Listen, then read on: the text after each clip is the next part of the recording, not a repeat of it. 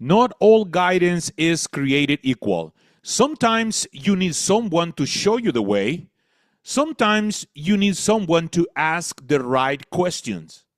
And sometimes you just need the skill. Here's the problem. If you don't know the difference between mentoring, coaching, and training, you risk giving the wrong help at the wrong time. And that can stall progress, frustrate people, and plainly waste time. Today, I'm going to break this down for you so you will know when to guide, when to ask, and when to teach. And if you're serious about growing others and yourself, this could change the way you lead starting today. Welcome to the High Point Talk, where we dive into life, leadership, and legacy. From the low points to the high points, so you can live well, wisely, humbly, and boldly. This is a space for real stories, transformational lessons, and bold leadership that helps you rise. So, here is why this mentoring, coaching, and training matters. Let me give you a quick example. Years ago, I was working with a young leader who was struggling to run effective meetings. I thought he just needed to be trained, to be taught how to conduct the meetings. So I gave him all the tips, all the tools, and all the templates. But here's what I missed. He didn't just need the skill. He needed the confidence. What he actually needed first was coaching, the right questions that would help him see that he already had the ability and the mentoring to walk him through the leadership challenges we've already been facing. So once we did that, the training stuck, the meetings improved, and he grew not just in skill, but in confidence and leadership presence. See, if we mix up these roles, if we don't understand the difference between them, we can slow someone's growth. But when we get it right, we accelerate it. So today, I want to share with you the difference between these three different roles. See, whenever I work with a client, generally, I don't like to just say coaching, mentoring, or training. Most of my contracts are signed on those three roles, because there be some times that my client is going to need coaching, and there's going to be another time that my client is going to need mentoring, and there's going to be some other times that what my client needs is to develop a skill. So let's dive into these three different roles. So let's start with mentoring. This is where experience meets relationship. Mentoring is a relationship where a more experienced person invests in the growth of someone less experienced, sharing wisdom, lessons learned, and perspective. The key word in mentoring is relationship. Mentoring is built on trust. It is long-term. It's very personal. It's not just about the task, it's about the whole person. So the question is, when do you use it? When someone needs guidance through a path you've already walked, it's like I've been there, let me walk with you. I am right here, shoulder to shoulder on this journey, and I'm going to walk with you. And here's an example. A senior leader walking alongside a junior team member Not just teaching them the technical side of the job, but helping them navigate office politics, career decisions, and personal growth. The best mentors don't just tell you what to do, they share their failures. Remember, I'm really big about transparency, authenticity, vulnerability. Mentors share the wins, but also the losses, the failures. They share their wisdom, and that creates a bond that can shape a career and a life. So that is mentoring. Now let's move to coaching. Coaching is a structured process that helps someone discover their own solutions through powerful questions, active listening, and goal-oriented conversation. The best definition I've ever heard of coaching is that coaching is to meet you where you are, identify the obstacles that are holding you back, develop a systematic plan of action to help you move forward. And that is possible whenever we have what we call a discovery session or an intake session or a strategy session. Coaching is not just about giving answers, it's about drawing them out. And the key components of coaching are active listening, not having an agenda. One of the things that frustrates me right now is how overused the title or the role of coach is there now. Most people misuse it. They don't understand the reality or the real meaning of coaching. Whenever you are a real coach, you do not bring an agenda to the table. You provide active listening. You provoke powerful thoughts, and out of active listening, powerful questions are born. So it is very important to understand the competencies of real coaching. When do we use coaching then?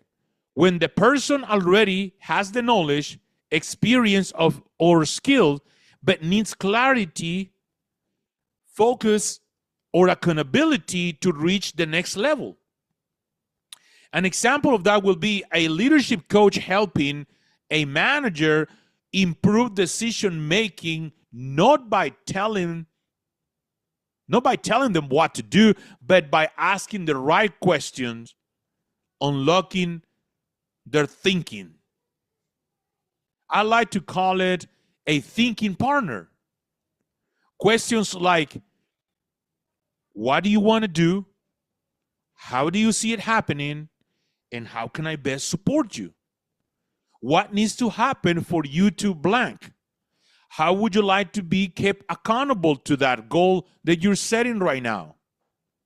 Another big component of coaching is you are not attached to the outcome. As a coach, you are not attached to the outcome.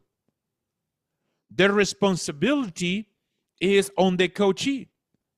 A great coach will listen more than they speak. They will challenge assumptions. They will help you see blind spots, and they will leave you feeling empowered and not dependent. Very key. I remember my master coach, whenever I was being trained as a coach, she told me, if at the end of a session you are tired, you the coach are tired, that is because either you did it wrong or the coachee is not your right client. That is very important to ask ourselves. So now let's move to training. This is skills transfer in action. Training is the intentional process of teaching specific skills, knowledge, or processes for immediate application. The key word here is instruction. Training, it's about giving the how to and then letting people practice until they get it. When do we use training? When there is a clear skill gap that needs to be filled. Whether that's learning a new software, following safety procedures, or improving technical skills, communication, time management, prioritization. Those are things that you can train people on. Another example is training a team to use a new sales platform. You explain it, you demonstrate it, then they try it, and you give feedback. Training works best when it's focused, clear, and relevant, because it is about giving people the tools to succeed right now. So whenever I meet with my clients, because whenever we sign contracts, I put this contract is for mentoring, coaching, and training. And so one of the first questions that I ask my clients is, do you want to be coached, mentor, or trained today? And depending on the answer, I will then follow with, what would you like to be coached on today? What would you like to be mentored on today? What would you like to be trained on today? What will make our next 45 minutes worthwhile for you? At the end of our session, what do you want to walk away with? What is your desired outcome of this meeting? So those are amazing key questions, and I use them all the time. So here is the overlap and knowing when to use the role and when to switch roles. I use the analogy of hats. I tell my clients, let me put my coaching hat. If we are on a mentoring session and I sense that we need to explore something and go deeper, then I ask permission. Do I have your permission to put my coaching hat? Do I have your permission to put my mentor hat? I am sensing that there is a need to learn a skill right now. Do I have your permission to put my trainer hat? So here is where leader gets this wrong. These roles overlap. A mentor may coach, a coach may recommend a training, a trainer may inspire mentorship. The best leaders know when to switch roles. Whenever you are in a session, you must have the ability and capability to identify what role is needed and how to switch to it in order to serve your client best. You might mentor someone for 6 months, then shift into coaching mode for a specific challenge, and then you can train them on a skill they're missing. Leadership is about reading the moment, fully present, and choosing the right approach for the right need. So here are some practical takeaways that I want you to think about today.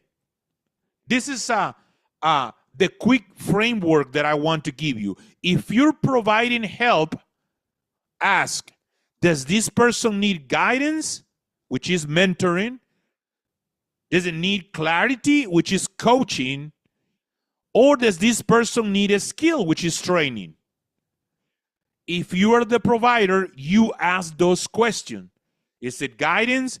Is it clarity? Or is it a skill? Mentoring, coaching, and training, respectively. If you're the one receiving the help, you may ask, do I need someone's experience, their questions, or their instructions?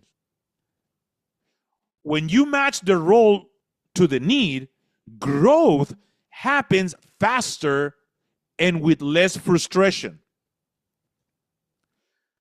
So I want to close with this. This is the bottom line. The right help at the right time creates the right result. Yes, I'm going to say it one more time. The right help at the right time creates the right result. So let me ask you this. Which one has made the biggest difference in your life? A mentor, a coach, or a trainer? And if you're leading others right now, which role do you need to step into more often? And I'm going to ask you to do this. Drop your answer in the comments and let me know which one of those are you using the most and have made most different in your life, mentor, coach, or trainer. And if you're the one leading your team, which one are you using most, or which one do you think you need to be implementing more? So drop in the comments which one is it, and I encourage you to continue diving deeper into these 3 different roles, because the important thing is to serve your team, your clients, the people you work with in the best way possible. So if this episode helped you, I'll ask you something. Please like it, leave a comment, subscribe, and share it with others. Because when you know your role, you multiply your impact. Until next time, keep leading, keep learning, and keep growing. Be well.